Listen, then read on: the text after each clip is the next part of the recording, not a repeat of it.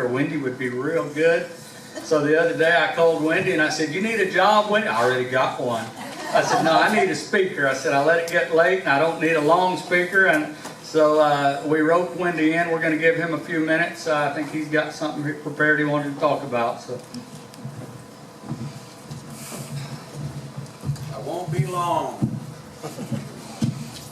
regardless of my name, and it is spelled with an I.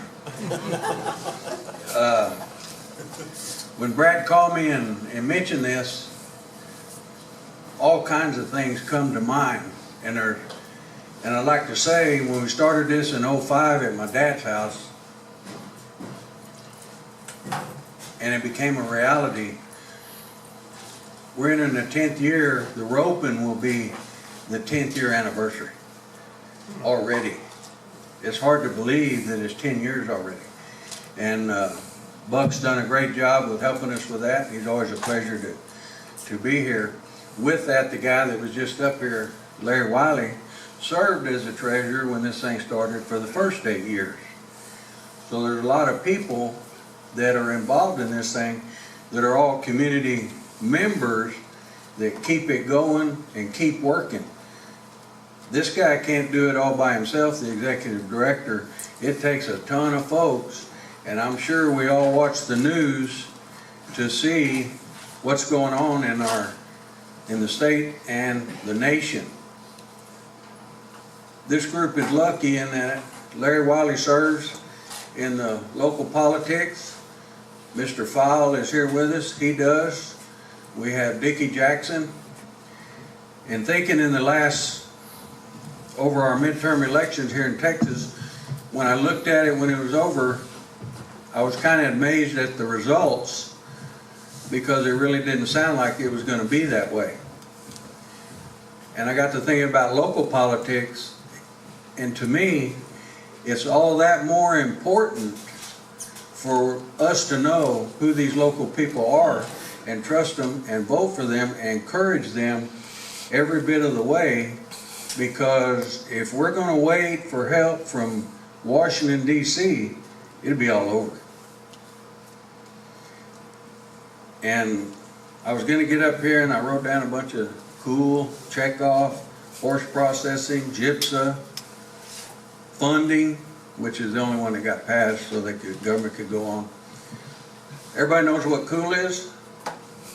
Who wants to talk about cool? I don't. I'm so tired of hearing about cool. It's nothing happening except every time it's law, and they're doing it, but NCBA and their cronies are attacking it everywhere. They tried to get it in the funding bill to get it thrown out. All kinds of amendments come in there, or what do they call them when they're points, to throw it out. Just throw it out. It's unnecessary. We don't need it. And I mentioned NCBA, the National Cattlemen's Beef Association, are the people that say they represent the interest of the cattle raiser across the nation. Really? But I'm against cool. You don't have to say anymore. You pretty much spelled it out yourself. We're fortunate that we're an affiliate with the United States Cattlemen's Association. They have a new president, Mrs. Danny Beer, and she seems to be a tiger. And she pretty much speaks her piece, and she's in the cattle business. She took John Worcester's place, and I read a lot, or they have a weekly publication come out of Montana called the Western Ag Reporter. And Pat Goggins is the owner of that publication, and he's got an article, editorial, As I See It. And he's a pretty sharp fella. He's also in the cattle business.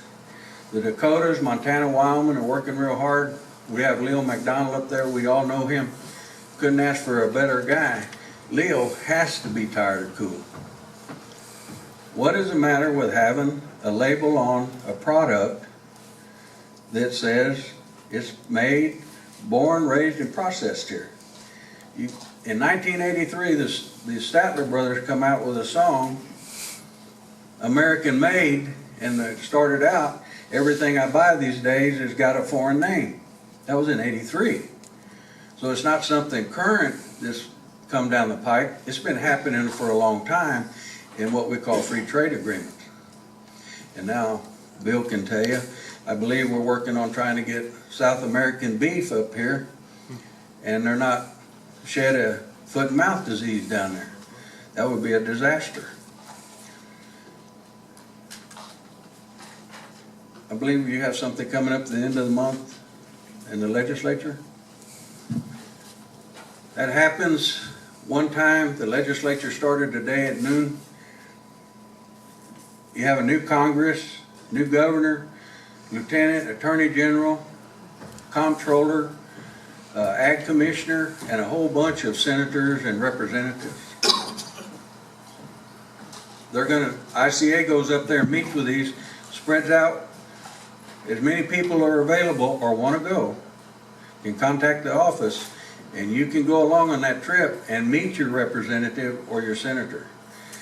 Bill has a relationship with many of them.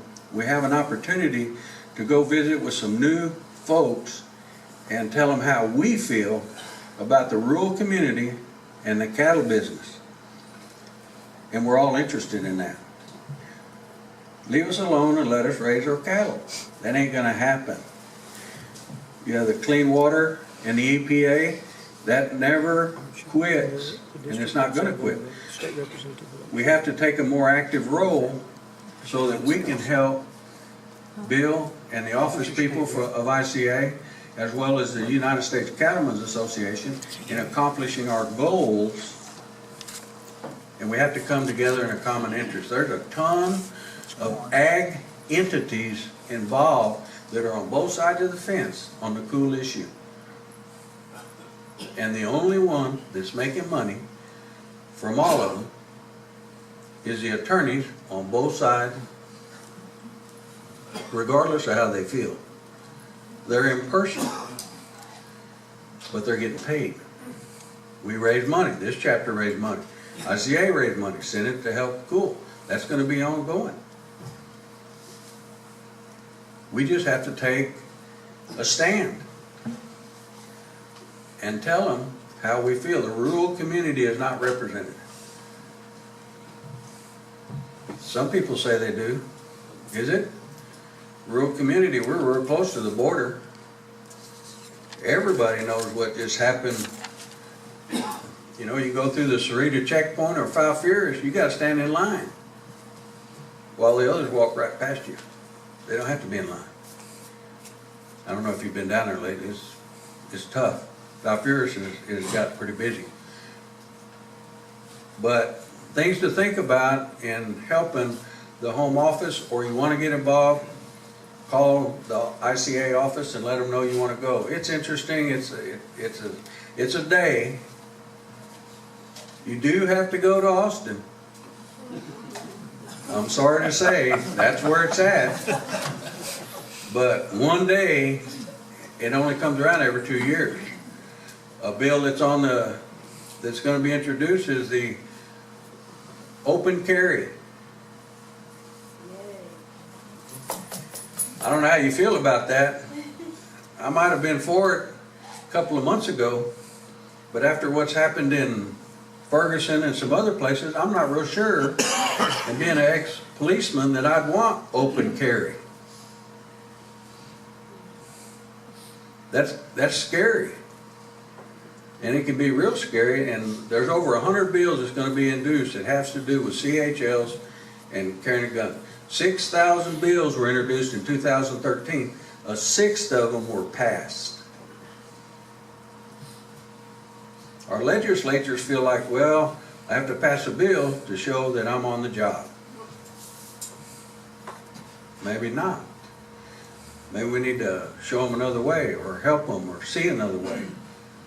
But anyway, I appreciate you letting me come up here.